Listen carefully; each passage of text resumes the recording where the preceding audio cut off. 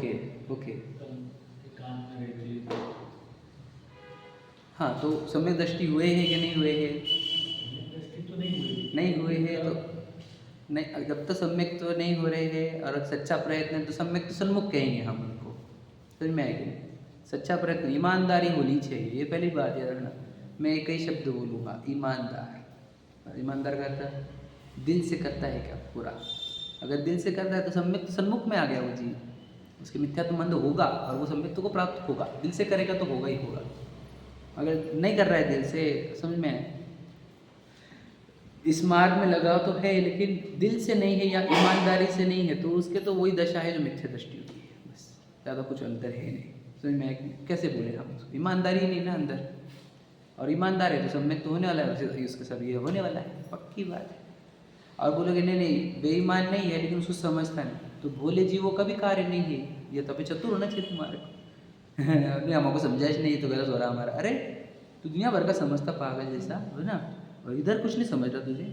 भोले भंडारियों का मार्ग नहीं है, एकदम होशियार शार्प मुक्ति का मार्ग खोजना हमारे को। यहाँ पे समझे ठगने का काम हमको समझाइश नहीं, हमको समझाइश नहीं।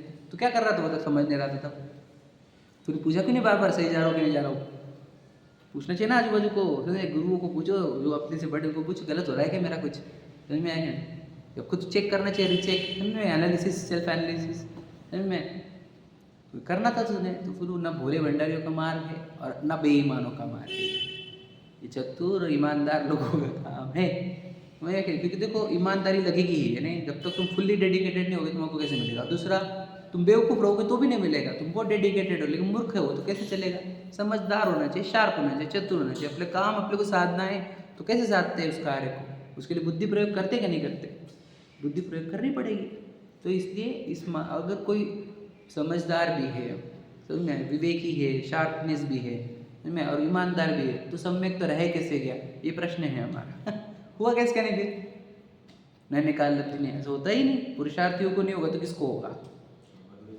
हाँ हाँ, ऐसे बोल रही है अभव्य को। तो अभव्य का गड़बड़ क्या है? बोलो बोलो क्या गड़बड़? ईमानदार नहीं है कि समझदार नहीं है? बताओ।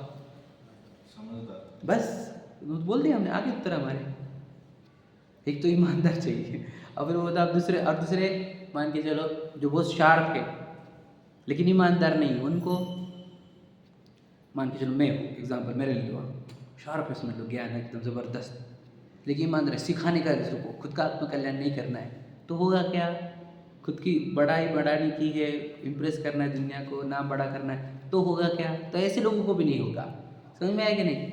जो ईमानदार नहीं है उनको भी नहीं होगा, और जो ज़्यादा बुद्धू है ना, उनको भी नहीं होगा, ना समझो को भी नहीं होगा। सच्चाई है। अब अपने आप को चेक करो, मैं दोनों में बैठता हूँ क्या नहीं? अपनी ईमानदारी अपने साथ, ठीक है? चलो क्या होना चाहिए ऐसा? वो कहा गया?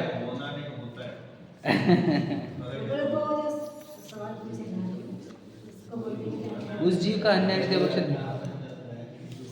क्या बोल रहे हैं? देखो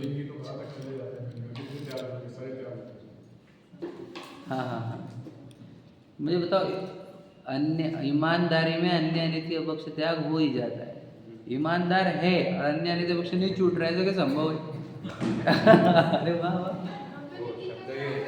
हाँ